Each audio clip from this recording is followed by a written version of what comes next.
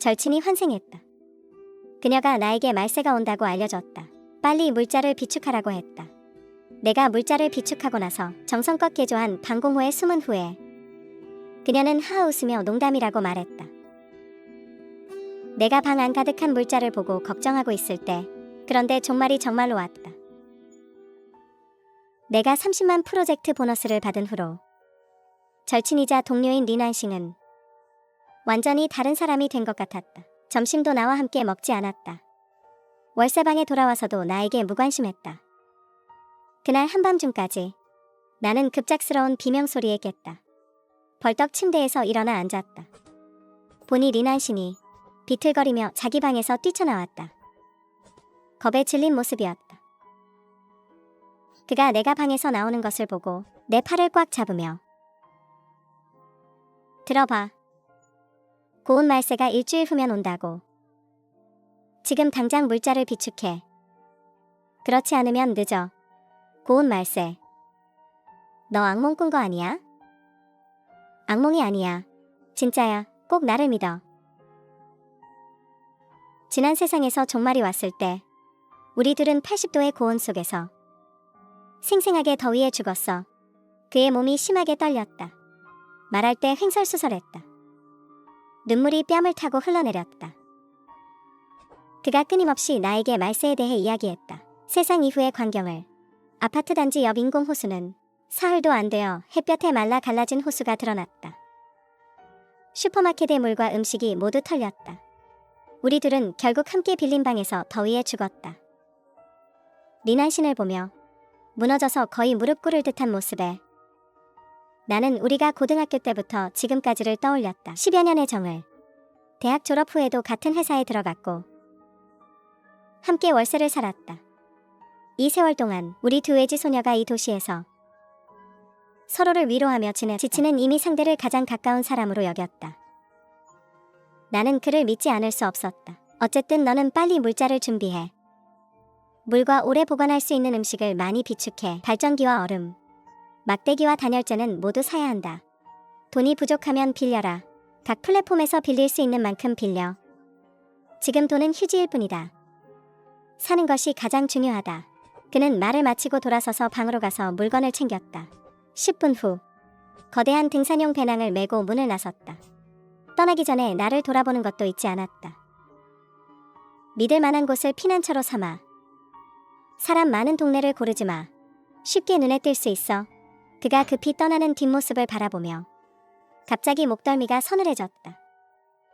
종말에 대한 두려움이 내 심장을 움켜쥐었다. 나는 준비를 해야 한다.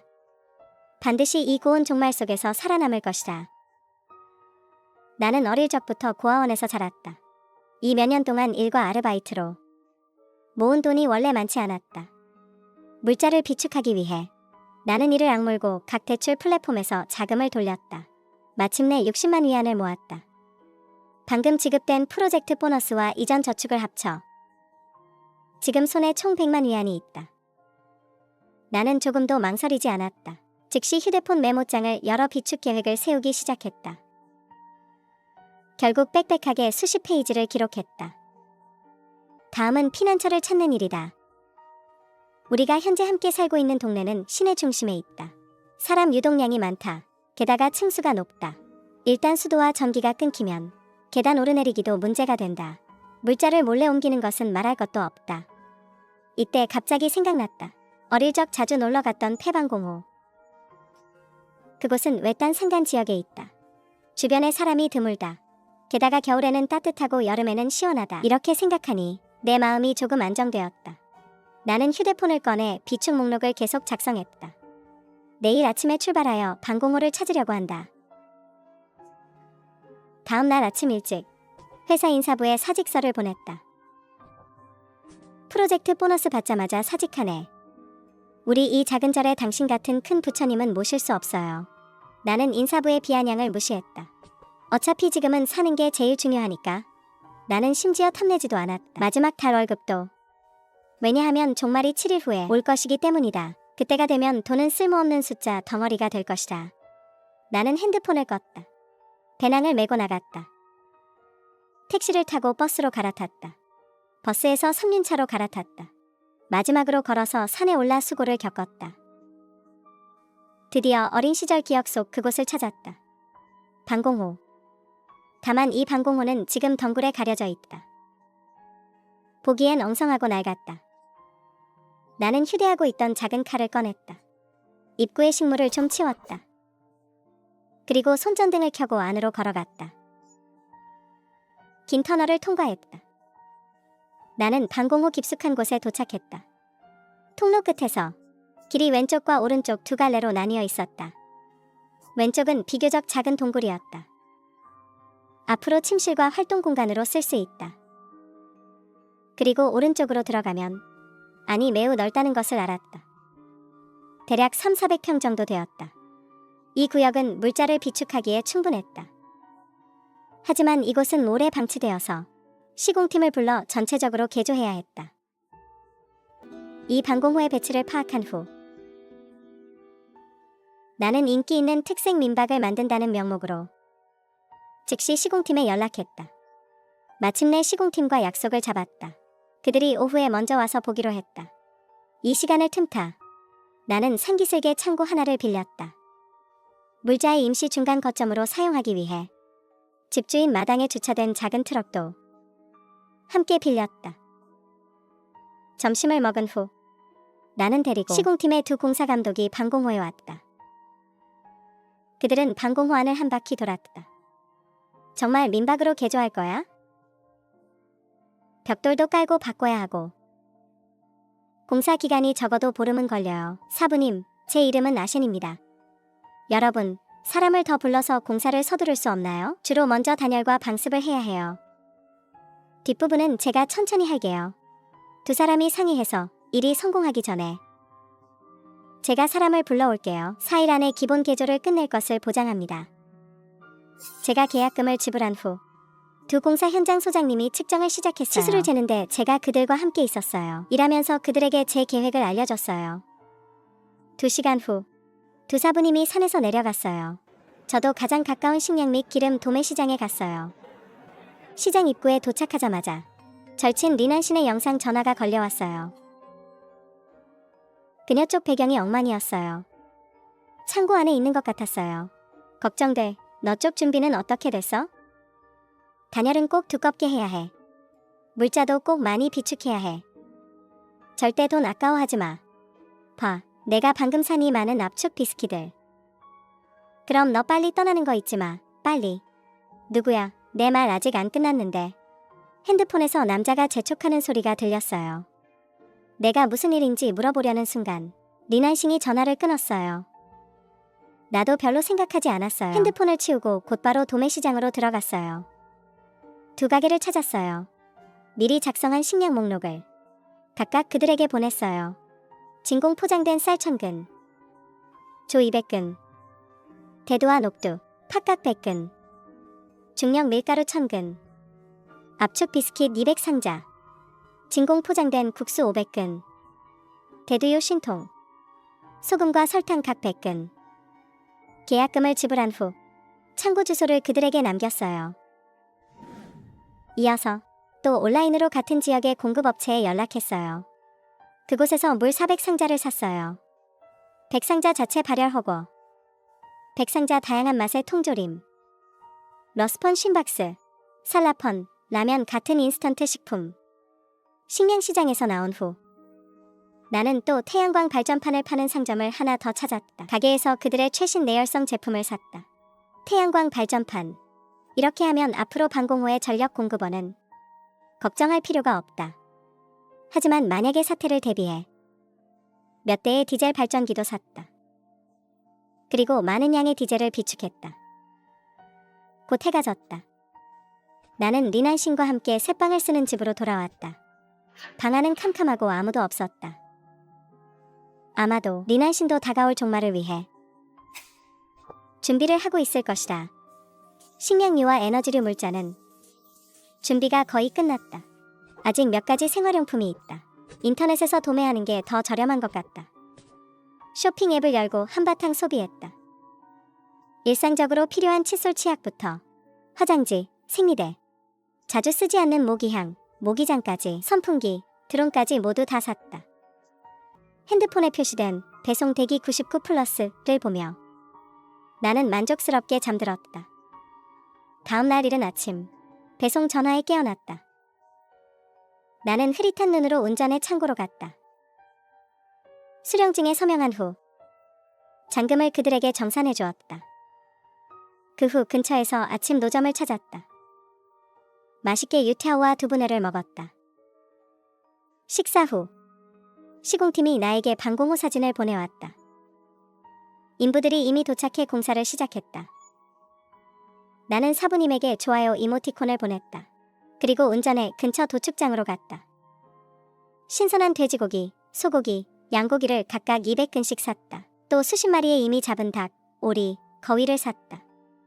도축장에서 나온 후 갑자기 생각났다. 방공호에 아직 대문이 없다는 것을. 머리를 탁 쳤다. 이렇게 중요한 일을 거의 잊을 뻔했다. 그래서 나는 문과 창문을 파는 시장으로 운전해 갔다. 연속으로 여러 문과 창문 가게를 돌아다녔다. 마침내 찾았다. E형 방폭문을 맞춤 제작할 수 있는 사장님. 사장님이 급하면 5일이면 설치 가능하다고 하셨어요. 지금 종말까지 6일 남았어. 아마 늦지 않을 거야. 다음 며칠 동안. 나는 계속 빠진 부분을 확인하고 보충했어. 이전에 빠뜨린 물자들을 전부 보충했어. 그런데 요 며칠 이만은은 마치 사라진 것 같았어. 메시지조차 하나도 안 받았어. 하지만 나는 신경 쓰지 않았어. 아마 그가 너무 바쁘고 피곤했나 봐. 며칠 후 방공호가 드디어 완공됐어. 문 앞에 방폭문도 설치됐어. 그리고 내가 빌린 창고 쪽은 물건이 거의 다 차서 더 놓을 수 없을 정도였어. 나는 신나서 소형 트럭을 몰고 산에 올랐어. 보니 한 면에 새 스테인리스 대문이 방공호 입구에 서 있었어. 두께가 무려 30cm였어. 절친 임남성이 말한 고온 종말까지 아직 이틀 조금 넘게 남았었어. 이 이틀 동안을 이용해서 나는 작은 지게차를 하나 빌렸어. 물자들을 모두 방공호 창고에 옮겼어. 눈앞에 산처럼 쌓인 물자들을 보며 마음이 안정감으로 가득 찼어. 그 다음 나는 또 반나절을 써서 침실 공간을 아늑하고 편안하게 꾸몄어. 며칠간의 고강도 노동으로 허리를 펴지 못할 정도로 지쳤어. 그래서 침대에 푹 빠져서 잠시 쉬려고 했어. 나는 핸드폰을 꺼냈어. 이만은에게 다시 연락해 보려고 했어. 지금 그녀가 말한 고온 종말까지 하루도 채 남지 않았어. 그녀 쪽은 준비가 어떻게 됐는지 모르겠어. 이때 내 머릿속에 갑자기 의문이 떠올랐어. 상식적으로 말하면 기후가 이상해지기 전에는 보통 전조가 있어. 예를 들어 계속되는 온도 상승이나 이상 기후 같은 것. 그런데 요 며칠 시내는 계속 30도가 넘었는데 예년 여름과 별 차이가 없었어. 심지어 폭우 한 번도 없었어. 이만은이 잘못 기억한 걸까? 아니면 종말이 아예 오지 않는 걸까? 하지만 나는 이만은과의 10년 넘는 우정을 생각하면 그녀가 나를 속일 리 없다고 확신했어. 나는 방공호에서 며칠을 기다렸어. 무서운 고온 종말은 오지 않았어. 그런데 임원청은 여전히 내 메시지에 답이 없었다. 그래서 나는 위험을 무릅쓰고 새방으로 돌아가기로 했다. 운에 맡겨보기로 했다. 임만심을 만날 수 있을지 보려고. 내가 막 새방에 돌아왔을 때 임만은의 웃음소리가 들렸다. 그가 정말 돌아왔구나. 아니, 그 바보가 나를 웃겨 죽였어. 그가 정말 고온 종말이 올 거라고 생각했어. 소설을 보다가 머리가 망가졌나 봐. 정말? 내가 말했잖아. 평소에 소설 좀 적게 보라고 했는데. 있잖아. 그가 정말 많은 물자를 비축했어. 그리고 가진 돈을 전부 써버렸어. 나는 문을 두드리려던 손이 허공에 멈췄다. 온몸이 번개에 맞은 듯했다. 그게 무슨 뜻이야? 설마 고온 종말이라는 게 그가 나를 속인 거였어? 갑자기 나는 화가 치밀어 올랐다. 즉시 그의 방문을 열어젖혔다. 임만성, 너 무슨 뜻이야? 너 언제 돌아왔어? 왜 문을 안 두드려? 방금 뭐라고 했어? 고온 종말이 가짜라고 했지? 다 들었어? 원래 너한테 농담한 거야. 내가 진짜로 받아들일 줄 누가 알았어? 며칠 동안 밖에 나가서 물자를 비축하러 간 거 아니었어? 누가 내가 시내에 나가서 물자를 사러 갔다고 했어? 나는 그냥 친구한테 가서 며칠 놀았을 뿐이야. 그런데 내가 비축한 그 압축 비스킷들을 봤어. 너 바보야. 나는 그냥 압축 비스킷 공장 하나를 찾아서 너한테 영상 통화를 건 것뿐이야. 어쩐지 내가 그와 통화할 때 남자가 재촉하는 소리가 들렸었구나. 알고 보니 쫓아낸 게 임원은이었구나. 나를 놀리기 위해서. 그가 이런 지경까지 할 줄은 몰랐어. 부방. 왜 프로젝트 보너스는 내가 받고 나는 못 받아? 분명히 나도 프로젝트 개발에 참여했는데. 그래서 나를 질투한 거야? 내가 모든 돈을 쓰게 만들려고? 농담이라고 말했잖아. 내가 빚까지 내게 될 줄 누가 알았어? 부방, 탓할 거면 내가 너무 바보인 걸 탓해야 해. 나는 리난신의 얼굴에 결의에 찬 미소를 보았다. 순간 온몸이 탐욕스러워지며 힘이 빠졌다. 머릿속이 하얘졌다. 나는 전혀 예상하지 못했다. 십수년의 절친 관계. 인간의 어두운 면을 이기지 못했다. 나는 마치 산송장처럼 방공호로 돌아왔다. 내가 정성스럽게 꾸민 피난처를 바라보며 그 안이 얼마나 포근한지 현실은 그만큼 냉소적이었다. 나는 이불 속에 얼굴을 파묻었다. 무력하게 소리내어 울었다. 어느새 잠이 들었다. 아마도 최근 너무 피곤했던 탓이었다. 이 잠을 무려 이틀 동안 잤다. 사흘째가 되어서야 정신이 멍한 채 깨어났다. 나는 창고로 가서 점검했다. 물자를 한번 점검했다. 지금은 그래도 정신을 차려야 한다. 최악의 경우 작은 슈퍼마켓을 열어서 이 물건들을 팔아치우자. 그렇게 생각하며 나는 피난처의 대문을 열었다. 뜻밖의 열기가 밀려왔다. 무슨 일이지? 왜 이렇게 더운 거야? 동굴 밖의 고온을 느끼며 나는 재빨리 대문을 닫았다. 이상하다. 이 온도는 30도대가 아닌 것 같다. 휴대폰을 켜서 보니 그제야 휴대폰에 표시된 것을 알았다. 지금 밖의 온도가 무려 49도나 된다는 것을.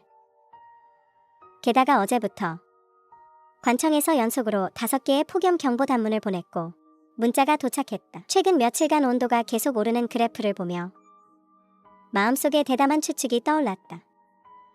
어쩌면 고온 종말이 정말 올지도 모른다. 나는 침실로 돌아왔다. 계속해서 고온 관련 뉴스를 스크롤했다. 처음에는 인터넷에 그저 모두가 더운 날씨에 대한 평범한 불평만 가득했다. 하지만 병원에서는 열사병으로 진료를 받는 환자가 점점 늘어나면서 점차 사람들이 이상함을 깨닫기 시작했다. 내 기억에 몇 년 전 빙실은 최고 35도였는데 어째서 오늘 이렇게 더운 거지? 맞아, 나는 빙실 토박이야. 어릴 때부터 냉동실은 36도를 넘은 적이 없었다. 나는 인터넷에서 사람들이 모두에게 권하기 시작하는 걸 봤다. 비축 물자를 많이 비축하라고. 하지만 대부분 사람들은 이것을 농담으로 여겼다. 신경 쓰지 않았다. 멍하니 있는 사이에 휴대폰 벨소리가 갑자기 울렸다. 괜찮아. 더위가 온 걸 보고 너 특히 기쁘지? 꿈 깨라고 충고한다. 이것은 단기적인 기상 이상일 뿐이야. 고온 말일은 절대 나타나지 않아.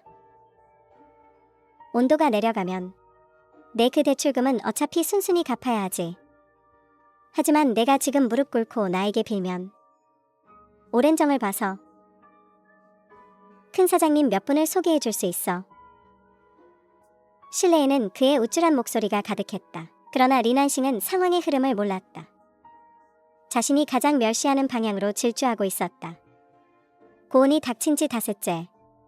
외부 기온이 이미 치솟아 섭씨 60도에 도달했다. 인터넷은 완전히 들끓었다. 에어컨을 켜도 켜지 않은 것 같다. 나오는 바람도 모두 뜨겁다.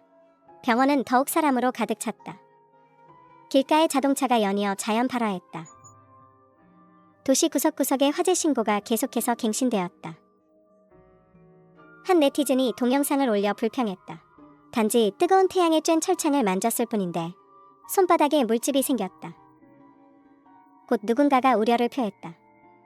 모두가 에어컨을 틀어 온도를 낮추는데 전력 사용량이 이렇게 많아 만약 전력망이 버티지 못하면 어쩌지? 결국 마리씨가 되었다. 게시글이 올라온 지 5분도 안 되어 도시 전체에 대규모 정전이 시작되었다. 정전 후 방은 순식간에 바람이 통하지 않는 찜통으로 변했다. 어떤 사람은 방 안에서 거의 더위에 기절할 뻔했다고 말했다. 어떤 사람은 급한 나머지 냉동고에 들어가 목숨을 구했다. 또 어떤 사람은 물을 가득 채운 욕조에 몸을 담그고 체온을 낮췄다. 하지만 냉동고의 냉기는 다 떨어지고 욕조의 물은 뜨거워진다. 결국 어디로도 피할 수 없는 고온을 맞이해야 한다. 다행히 방공호가 산속에 있어 본래 밖보다 10여 도 낮다. 에어컨을 켜지 않아도 28에서 29도의 고온을 유지할 수 있다. 7일째 기온이 70도에 육박했다. 평소에 침착한 르만심이 마음이 불안해졌다. 그의 셋집에 있는 물자가 원래 많지 않았다. 정전 후 물 사용량이 급증했다.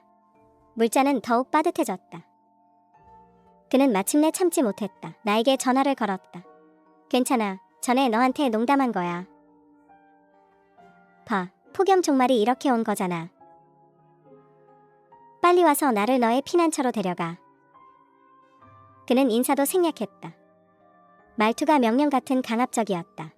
널 데리러 간다고? 어떻게 데리러 가? 차로 오라고? 정말 말도 안 돼. 지금 밖은 60에서 70도야. 차를 몰고 나가면 몇 분 안에 타이어가 터질 거야. 널 데리러 가는 건 죽으러 가는 거랑 뭐가 달라? 아이고 괜찮아. 우리는 10년 넘는 절친이잖아. 게다가 내가 너한테 폭염 종말이 올 거라고 알려주지 않았으면 너 지금 피난처에 있을 수 있겠어? 편하게 지내고 있을 수 있겠어? 우리는 정말 10년 넘는 절친이었어. 예전에는 가장 친한 친구였지. 그런데 그는 내가 프로젝트 보너스를 받은 걸 질투했어. 일부러 나에게 폭염 종말이 올 거라고 속였어. 나를 부추겨 대출받아 피난처를 짓게 했어. 지금 폭염이 정말 왔어. 하지만 만약 폭염이 오지 않았다면 내 평생이 그의 거짓말에 망가졌을 거야. 막대한 빚에 갇혀서 벗어나지 못했을 거야. 너 입 닥쳐. 나는 바보가 아니야. 다음 며칠 동안 밖의 온도가 곧 80도에 가까워졌다. 다행히 피난처의 단열 효과가 충분히 좋았다. 에어컨이 계속 가동되고 있어서 동굴 안의 온도는 계속 20도 정도로 안정적이었다. 나는 매일 피난처에 누워 미리 비축해둔 과자를 먹으며 생활이 매우 편안했다. 그리고 리만성 쪽은 지난 통화 이후로 그는 다시 나에게 연락하지 않았다. 하지만 나는 안다. 그의 성격으로는 분명히 가만히 있지 않을 것이다.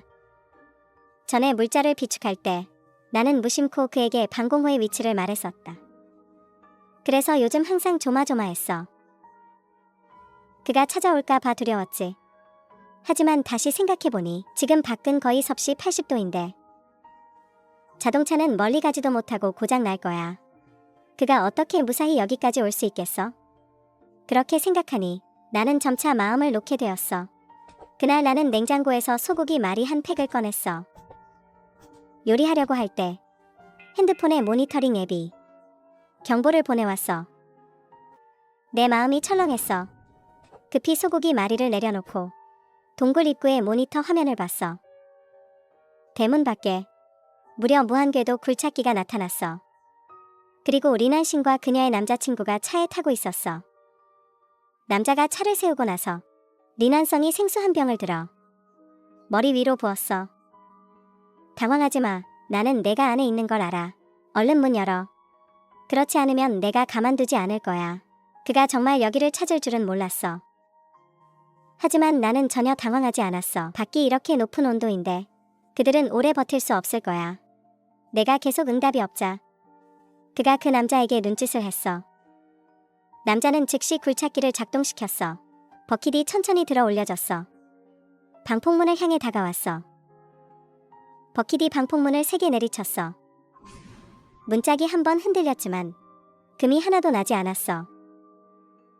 남자가 찡그리며 다시 버킷을 조종해 두 번째로 내리쳤어.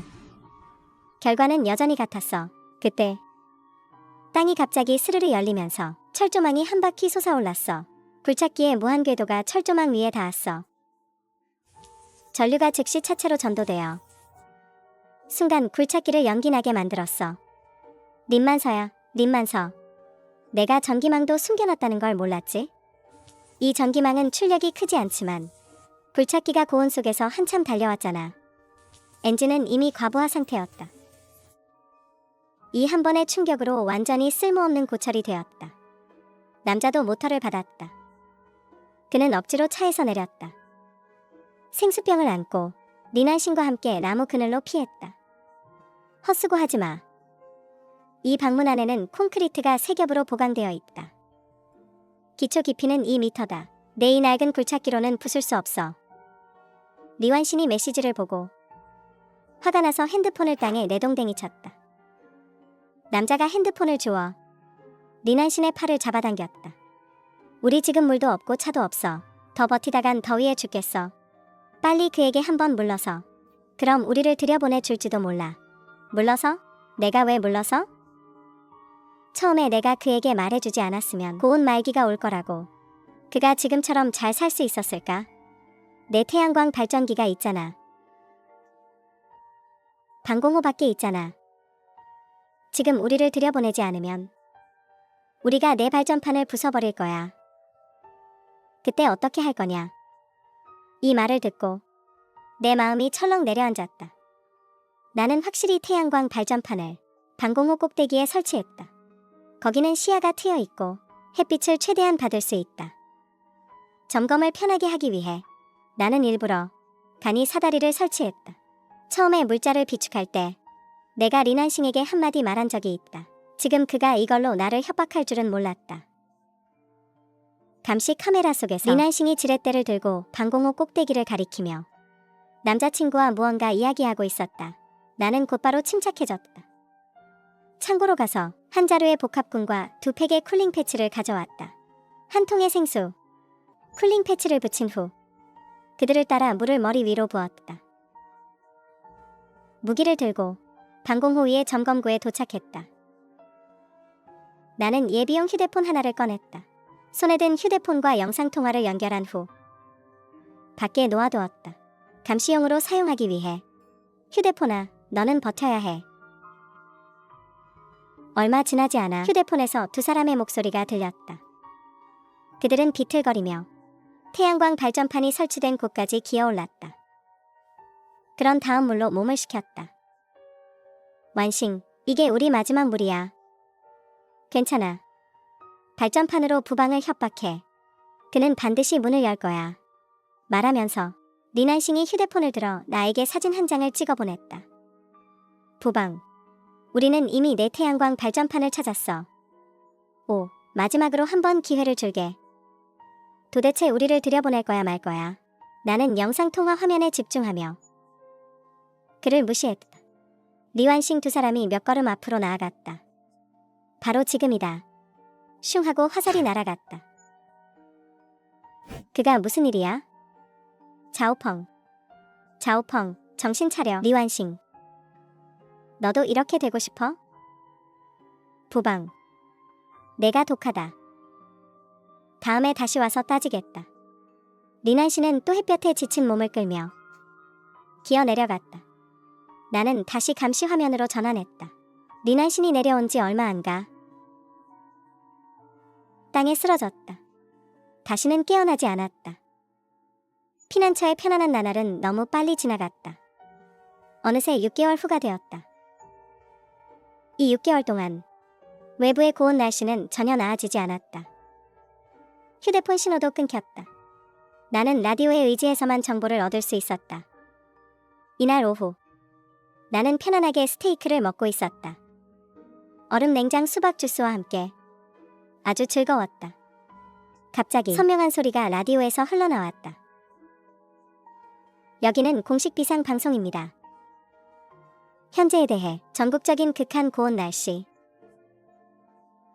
정부는 이미 몇 달 전에 최고 수준의 비상 대응을 시작했습니다. 전문가 특별 연구팀을 구성했습니다. 극한 고온의 원인을 깊이 연구했습니다. 그리고 대응 방법. 여기까지 듣고 나는 정신이 들었다. 연구팀은 이미 고온 방어 기술을 개발했습니다. 새로운 단열 재료가 긴급 생산되고 있습니다. 병원과 임시 대피소에 우선 공급됩니다.